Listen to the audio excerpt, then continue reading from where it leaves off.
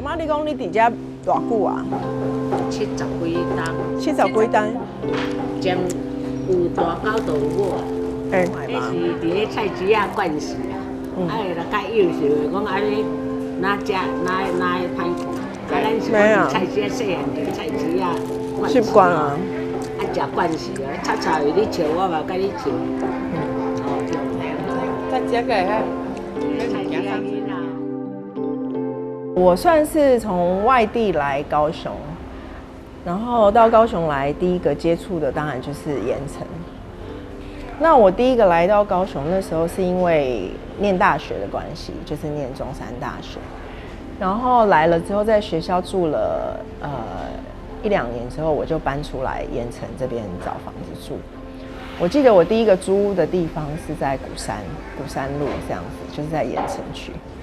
然后就一直跟盐城，就是在这个盐城这个地方生活很多时间，来来回回的走这样。那我第一份工作就是大学毕业之后第一份工作也是在盐城，就是现在的电影图书馆这样。那之后就到高雄的音乐馆去工作，那都是在这个区块，就是活动跟生活这样。然后曾经之前人家在讲说盐城有一个最早最先进的百货公司，是一个5层楼的叫做大兴百货我那时候也曾经在大兴百货里面做过那个传说中的手扶梯，跟在大兴百货的地下室，就是买一些日本的东西。其实盐城是一个很有趣的地方，就是你看它街道小小的，然后里面真的是卧虎藏龙，日本的东西、外来的东西。所有你生活所需的东西在这边全部都找得到，都买得到，就是在这几个小巷弄里面。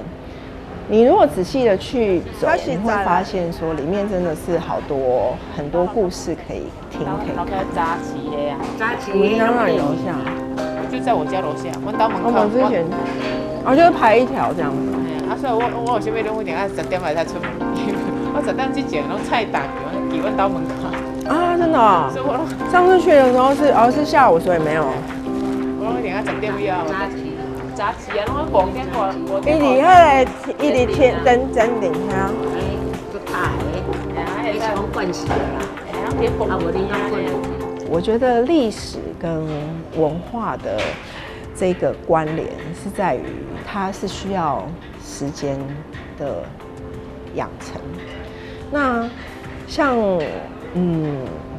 常常人家在说一个地方的建设，一栋大楼可能3-5年它可以盖起来，但是文化的养成并不是那么容易，它需要一段时间，它就是只能靠时间，它没有办法靠其他的东西。我觉得这个是文化跟历史相关的地方，就是说我常喜欢跟人家讲 age， 就是 AGE 这个字。像成年的葡萄酒，它就是 age， 它需要时间去养成它才会有那个特殊的风味。而我想文化也是需要这个时间的 age， 它才会有一个慢慢的形成一个它特有的特色的文化，跟它才会有慢慢的又变成历史这样子。对，所以我觉得盐城这边是注入文化的东西来跟它相结合，然后大家都一直想说要怎么样重振盐城的风华，或者是说再造它，或者是怎么样。但是我想这些都不是一触即成，是需要人跟文化去时间慢慢的去养成它。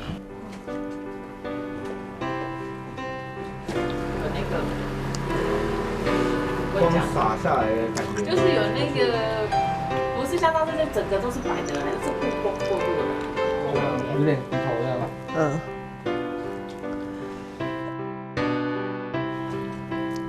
上次说灯，对啊，这边的地方感觉比较蒙蒙的，没有空间感，或者是它颜料太薄这样。就是上次那个感觉好像是就画一个。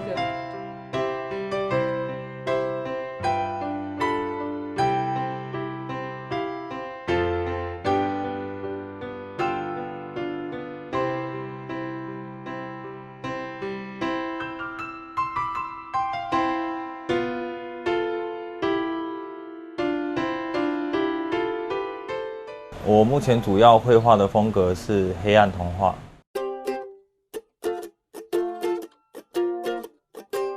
我的创作主要是用比较是传统水墨里面的工笔画法，然后去做一些属于自己就是生活周遭环境的描绘一些生活周遭环境的元素这样子，然后去做一种古今融合，然后想营造一些就是比较那种暧昧的那种冲突感，对，然后来叙述这个现代一些所谓社会一些传统礼教的一些想暗讽一些这些枷锁这样子。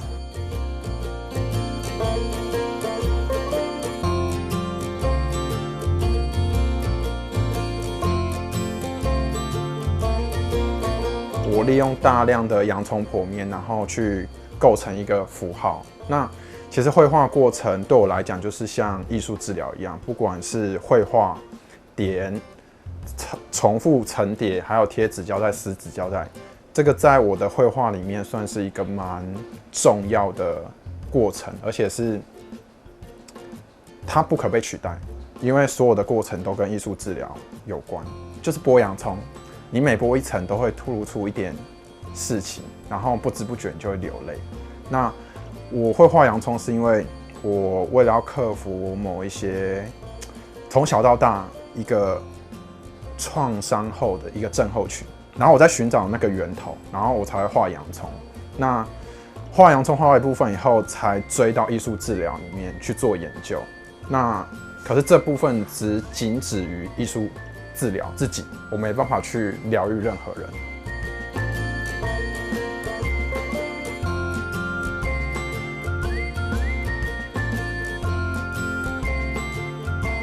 我做了媒材，就是从坊间大量收购钢弹玩具，它是一个日本模型这样，然后把它分颜色拆解，然后组成一件艺术品。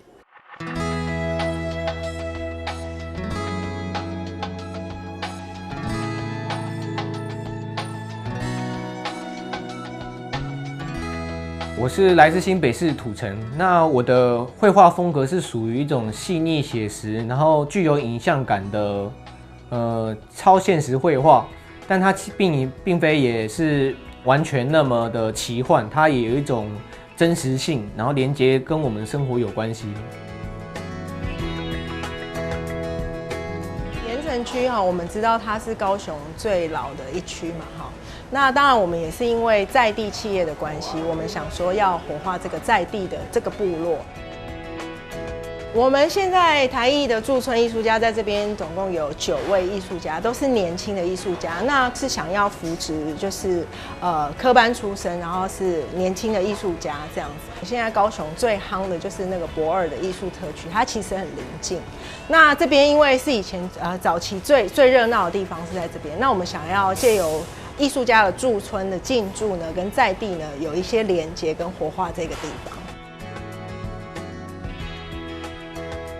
什么东西都脱离不了生活，其实不管哪一个行业。那我想艺术家来到盐埕之后，刚开始当然就是，譬如说你到一个新的地方，你就是适应嘛。那再来就是说，观察这周遭的环境。然后看环境可以回馈你什么，你可以回馈这个地方什么。那他们来了之后，就会当然就是会取材一些当地的素材。那有的艺术家他也会就是画一些高雄，他们都不是高雄在地，都有的很多是外地来的，那他就会取材一些高雄的景点下去融入在他们的创作里面。我觉得这个是一定都会有的。我从来盐埕这个地方到现在已经1年的时间了，因为我从小其实就跟着妈妈常常来这个地方逛街，因为盐埕区以前是这个地方其实很繁荣，对啊，那所以其实对这个地方其实没有很陌生，在这个地方生活，那以及跟这边的居民互动，那我觉得这个地方的人他其实都很和善。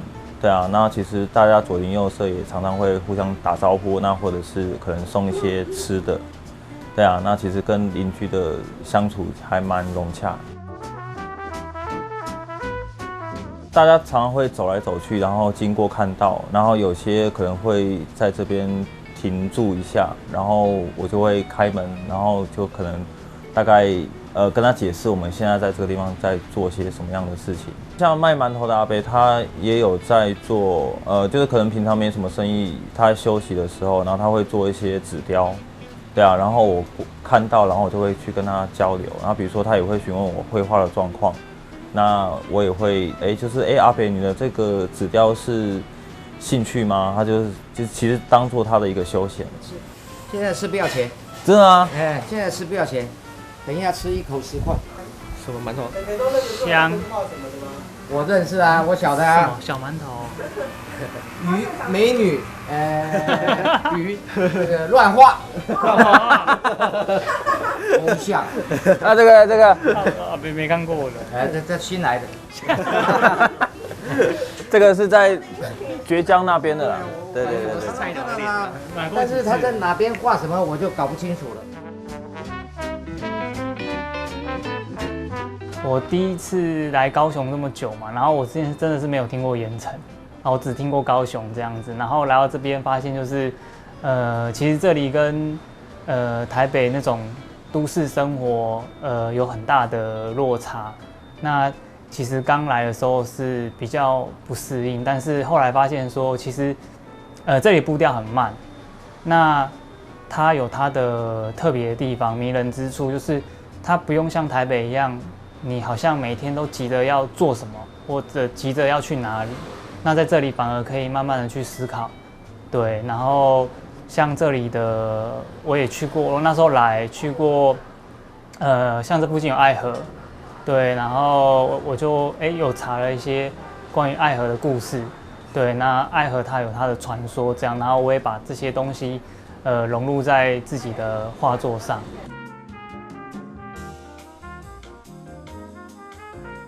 觉得他们的个性是比较直接，就是说我不会拐弯抹角，对，那我直接有什么就是跟你说什么，然后也很就是热情，很热心啊。像我隔壁的那个阿姨，她没事就会帮我扫我前面的地板啊，或者是问我就是天气冷啊，然后你什么时候不来，我可以帮你看一下这样子。那我觉得其实还蛮感动的，像在台北比较少人会这样的去做关心，就甚至邻居看到只是点点头，但这里他就是亲自还会过来串门子这样的，所以觉得就是很特别。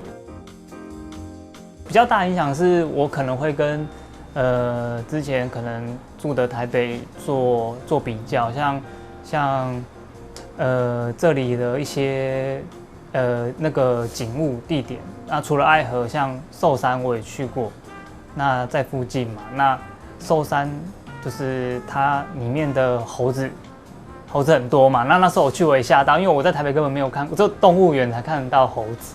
那我是第一次去看到，竟然会有野生的猴子，而且还这么多只。然后就是那些猴子很疯狂啊，就是会抢东西啊或怎么样。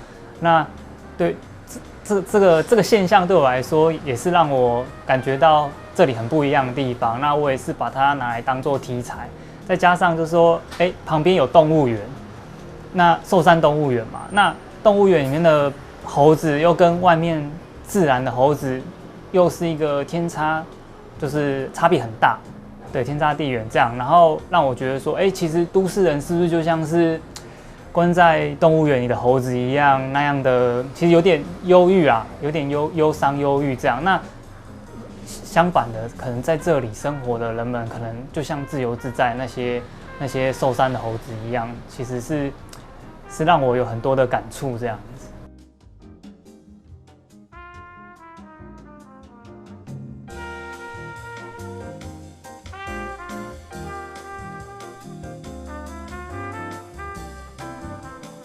我来自宜兰，那我之前要下来台湾艺术股份有限公司的时候，我有问过我学长，那知道说原来是在旧崛江这个地方。那我刚下来的时候知道说，这边好像已经开始没落，可是我不知道这边的情况是怎么样。那没想到说真的来之后，哦，原来这边那个最鼎盛的时候，到现在当到几乎没有人的状态，其实有点压抑。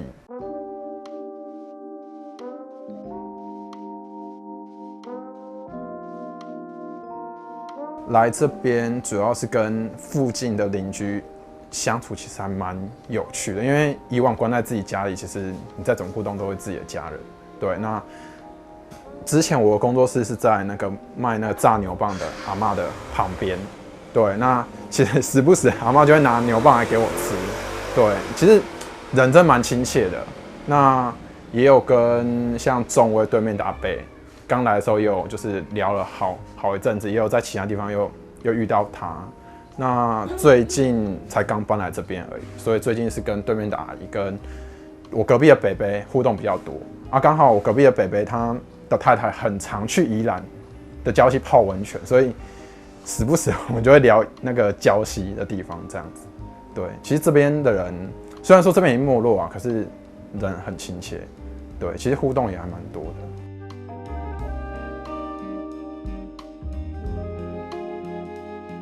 虽然说我的绘画内容是比较自我一点，可是我是在追求一种束缚的解放，对，所以跟人多接触以后，其实也有助于我在做剥洋葱这一块。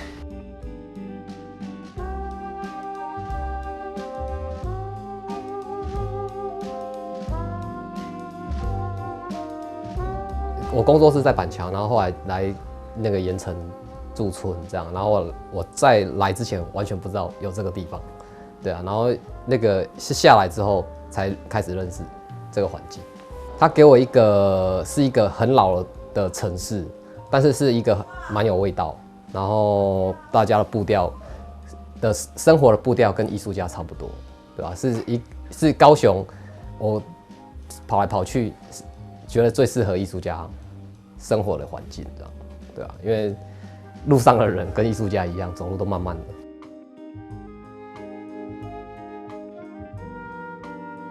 我觉得盐埕早期是因为它是一个很都市发展最早期的地方，它就有一个生意的气息。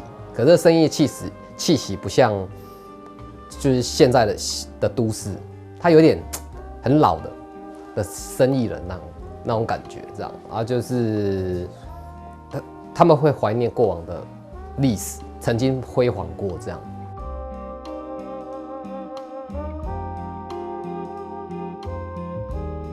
我觉得会有冲突感，对吧？因为我本身创作是一个就是后工业的媒材，对吧？然后在这里他们还是因为他们本来就是做生意，他会觉得说你怎么可能来这里只创作？你怎么卖这些东西？你是在网络上卖吗？对啊，然后你为什么要卖这些？卖这个是谁来买？这样就会有一些聊天啊，干嘛之类的这样，或者猜这件作品到底是在做什么。像我来到这个盐埕区这个地方，是我第一次接触这边的环境跟人这样子，所以我到那个地方创作的时候，我就会把我生活中的感受，加进我的创作。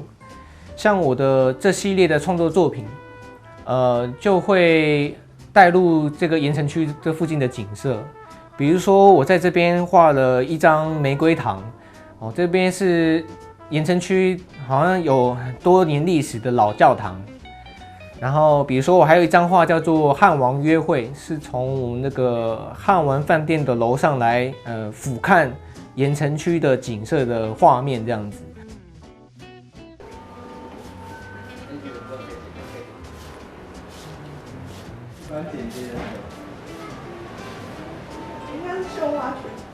来这边待了1年啊，生活了1年。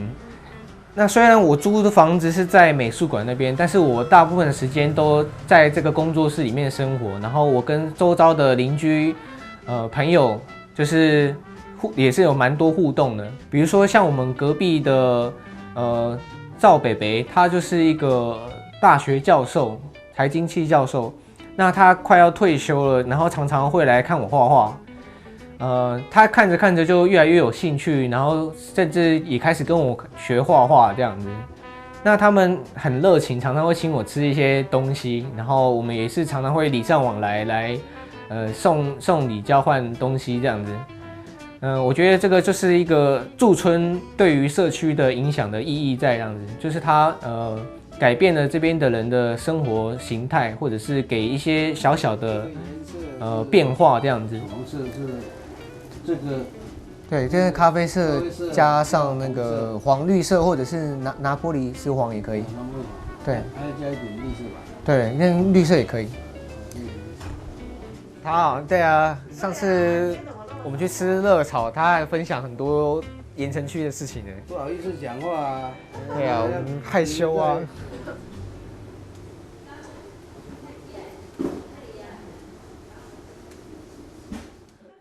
像这个块面呢，它同样的方位跟同样的部分，都颜色可以一起上呢，就同时一起上，这样子会比较快。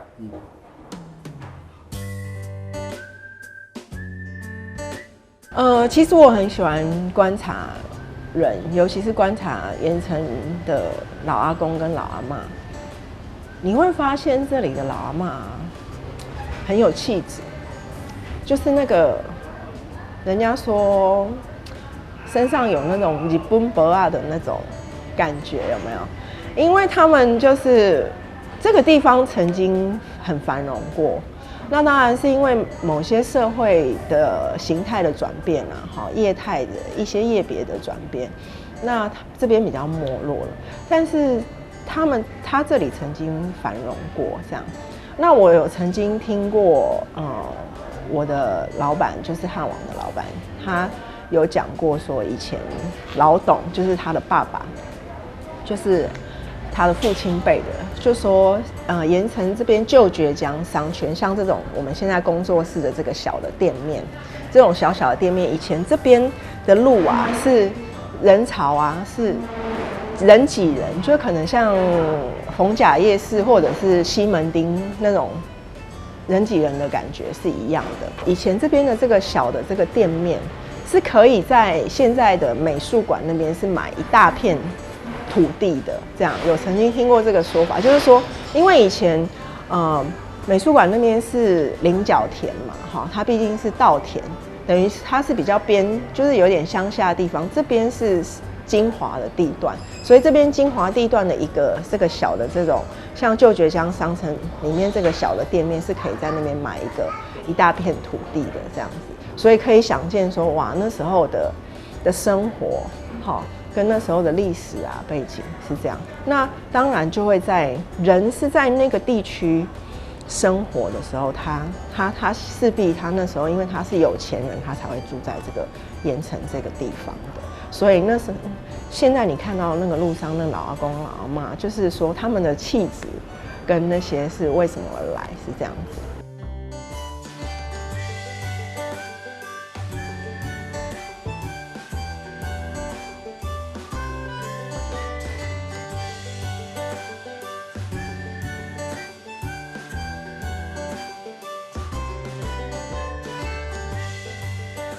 现在的人常常在谈一个很流行的词，就是生活美学。那我觉得生活美学是现在的大家会谈论的议题。就像我们到不同的城市去旅游，不同的国家去旅游的时候，我们都会第一个觉得说，这个城市给我的感觉是什么？它所带出来的城市美学跟生活美学是什么？那人呈现出来就会，他那个人通常跟他的环境有很大的关系。就是说，你这个人在人家为什么要会很注重说，你是从哪里来的 ？Where are you from？ 好，那你这个 from 的地方，就是因为你在那边每天生活，每天走动，好，每天吃饭睡觉，在那一个区域。自然而然就会形成那个地方的那个气质出来。那我想，盐城人给人的气质跟感觉是什么？第一个就是像我刚刚讲的，这里的老阿公、老阿嬷，尤其是阿嬷，他们真的是就是就算年纪大了，他还是出门的时候，他还整理得很干净。那个是他们从小生活的文化，而且又接触了日本的文化。那再来就是说，因为这边是一个曾经繁荣过的地方，他接触的外来的东西其实很多，所以他也会有一个那样子的气质在那边。